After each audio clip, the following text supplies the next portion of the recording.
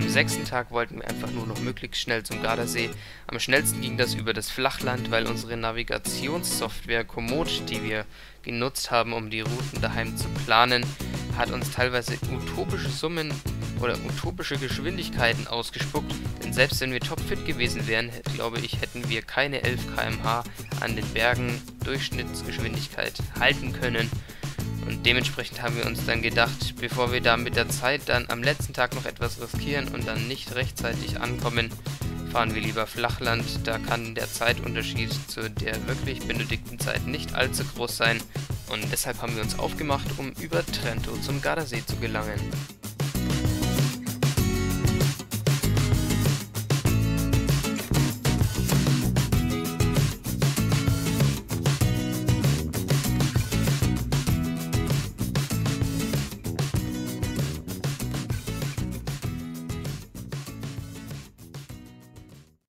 Dass wir am allerletzten Tag unserer Reise bis zum Gardasee nochmals Probleme mit unserer Navigation kriegen würden, hätten wir nicht gedacht.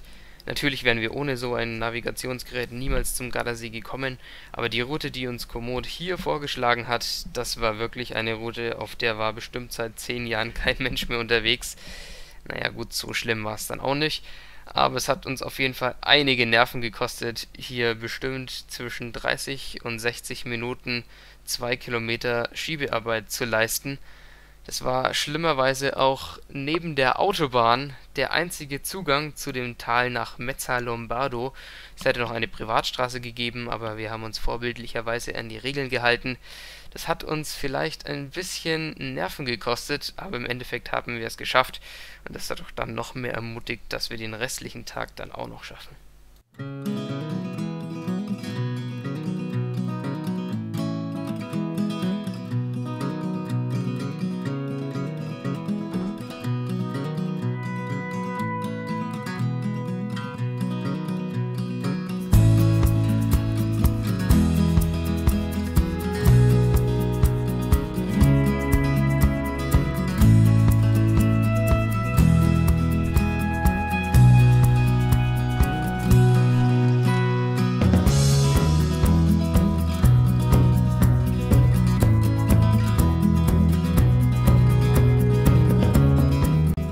Haben wir dann auch die letzte wirklich kleine Passhöhe vorm Gardasee erreicht und dann ging es nur noch bergab.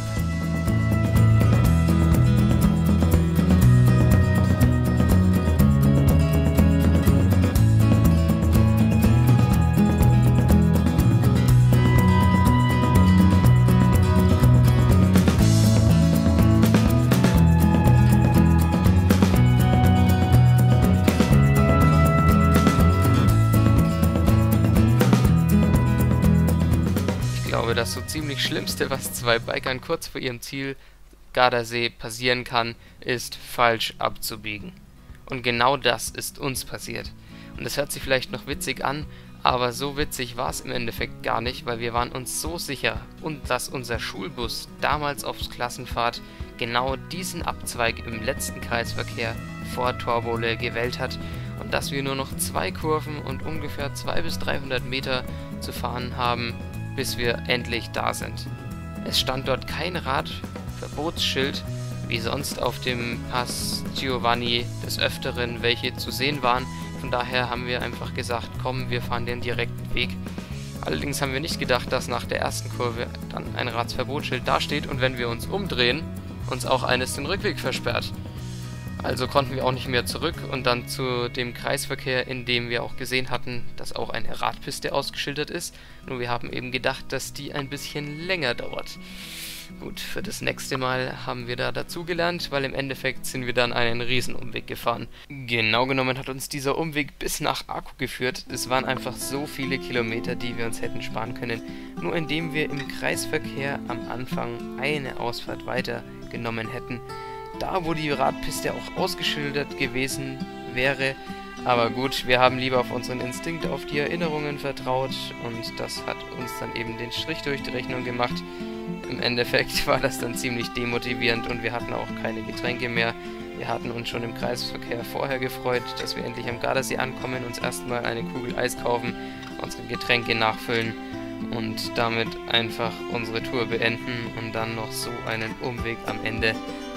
Das hätte wirklich nicht sein müssen, aber umso besser, dass wir es am Ende dann trotzdem geschafft haben, wenn auch ein bisschen nervenaufreibender.